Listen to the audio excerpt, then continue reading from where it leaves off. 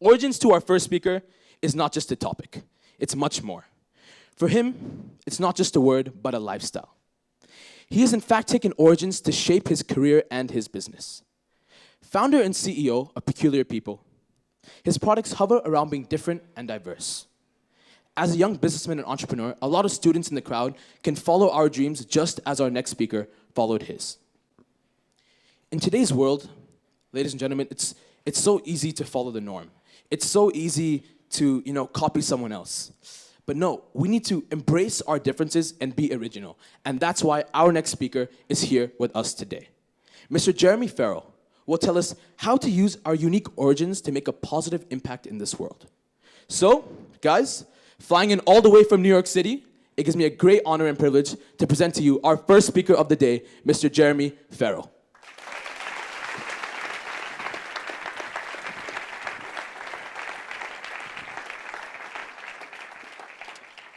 Hello, my name is Geremy. I just want to get started by sharing a little bit of my unique origin. So I was born in Trinidad and Tobago many years ago, and when I was born, my parents told me that the doctor said one thing. He said, "Wow." When I was born, the doctor said "wow," not because of my dashing good looks or because of big muscles on a baby or anything like that. The doctor said "wow" because I was a 10-pound baby with a 9-pound head. Now I can see some of the looks around the room and some of you don't quite believe me. So luckily I came here with proof. I looked through a lot of our family photo albums and I found a picture that accurately shows to you that I'm not lying to you. So I brought this picture of me, which is actually from our family photo albums. This is the actual size of my head with the actual size of my body. And if you could just imagine, someone with this size head and that size body felt a little bit peculiar or different. As if that wasn't bad enough, my parents thought it would be very interesting to name me Geremy spelled with a G, not with a J. Now, those two things made life very interesting for me. First of all, my large head would throw the balance off my body very easily. So I would be running around the yard of my family house, and my head would catapult my body forward and make me fall very often. The piece of advice that my parents had for me was, "Geremy, don't run. You know what will happen." Well, there were times that I didn't follow their advice, and I ran. And I remember one particular time when I ran and my head threw my balance off. I fell head first, teeth fell directly onto the ground, and I knocked out my 2 front teeth. So now you see 3 very interesting, unique things about me. First of all, my large head. Second of all, my lack of front teeth. Now let's get into the third thing. My name was spelled with a G, and my parents did it because they thought that that would make me very unique or interesting. But my classmates thought that that wasn't quite interesting or unique. So they took this opportunity to rename me. Instead of Geremy, they gave me their own nicknames. They weren't quite as fun. They would be Germ. Look at him, he's a germ. Or Geremy, he's germy, get away from him. Or Grimy. Or the one that I like the least, Big Head. Kids, so cruel. So that was Geremy, had these 3 things that were very different about him. This is a picture of young Geremy, and you see me in my large head, my missing front teeth, and my name was still spelled Geremy with a G. These things were very tough on me. I don't know if you had any kind of insecurities at a young age, but it's very difficult when you're a young guy with insecurities, because when I was young, I would hide in the shadows, just so that no one would notice the size of my head. Also, I would wear a hat when I go to school. Wearing a hat would ensure that no one will see the size of my head. Little did I know, wearing a hat actually brought more attention to my head than took away attention from my head. And then also, whenever I had to write my name down, I would write it with the G looking like a J, because I was very insecure about that. Very tough. And I spent a lot of my childhood hiding who I truly was. spent a lot of my childhood hiding the fact that my name was spelled with a G, hiding the fact that I had this abnormally large head, and hiding the fact that I had these two missing front teeth. One day, I forgot my hat at home, and because of that, the kids noticed it, and they said, "Oh, look, it's Geremy with the large head," and they started making fun of me once again. I decided that day, that's it. I'm not going to hide who I truly am anymore. You got to take me or leave me. If you don't like the size of my head, you can leave me alone. I realized that day, something new unlocked for me. That day, I felt more energy than ever before. I also felt this whole new sense of freedom, and somehow I felt happy.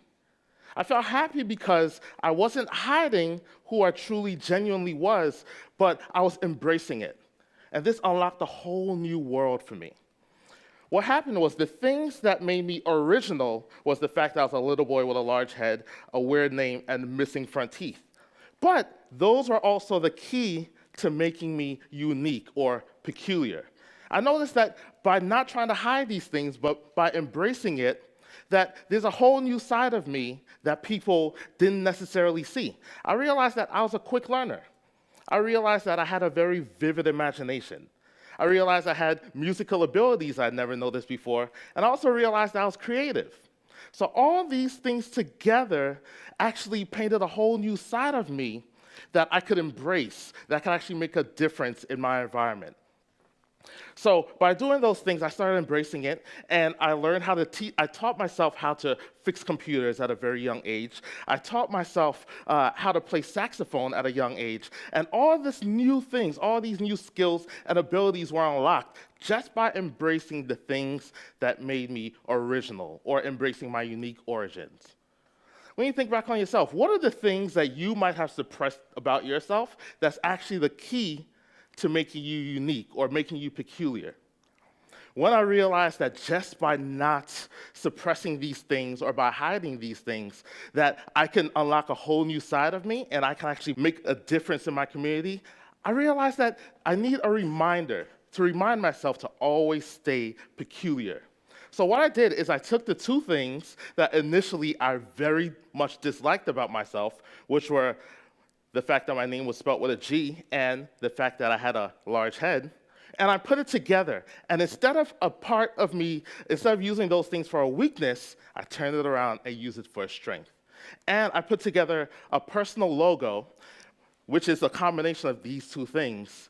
And this personal logo was meant from that day forth to remind me that regardless of how insecure I might be about certain things, regardless of who makes fun of me, these things are all the key to me being unique and being peculiar. The statement I want to say to you is, when you embrace the things that make you original, you actually unlock the things that make you peculiar. You must embrace those things that make you original. See, if there are things about you that you don't quite feel comfortable with, don't feel bad, because you're not alone. This is something that's very typical. Let me explain what typically happens. When you're born an individual. It's just you. There are very interesting things about yourself, the way that you walk, the way that you talk, the way that you speak, your preferences, your habits, everything like that. You're born with all those interesting, unique things. But those are also the things that make you stand out.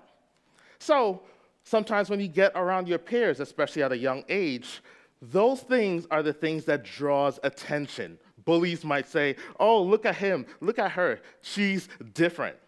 So then what a lot of people tend to do is they tend to shy away from those things and just try to fit in. So that the difference between me and the person next to me, you can't tell much of a difference. So they try to shy away from the things that make them unique. But the problem is that when you do that, you are depriving the world of seeing the things about you that you were put on this planet to make a difference about. So the first step in making a difference in this world is to stand out. The only way for you to change the environment around you is to stand out. If you have a different way of thinking, a different way of speaking, a different way of acting, you must embrace those things and stand out instead of trying to fit in. When I think about that, there are three people who are my personal heroes, and they're people who started out with putting away the things that made them unique or things that made them original. And those three people are Elon Musk, we have Dr. Martin Luther King Jr., and we have Oprah Winfrey. For those of you who don't know, Elon Musk is the CEO of SpaceX and Tesla. And when he was young, he was made fun of because he liked to read and to learn. So his classmates, sometimes they beat him up, they threw him down the stairs. There's actually a story about one of his classmates punching him in the face and breaking his nose, all because he was different. What he did eventually is that he took those things that made him different and he embraced it. He liked to read, and then he started reading encyclopedias from cover to cover. He embraced those things, and that was the key to him making a difference in the world today. We have Dr. Martin Luther King Jr. He is a civil rights leader who had a different way of thinking. He looked at the world around him and he said, something is different here. He didn't quite like the way how all humans weren't being treated equal. So he took his unique way of thinking and he made that his difference. He embraced it, and he said, I'm going to make a difference in this world. We look at Oprah Winfrey, someone who had a very difficult childhood growing up.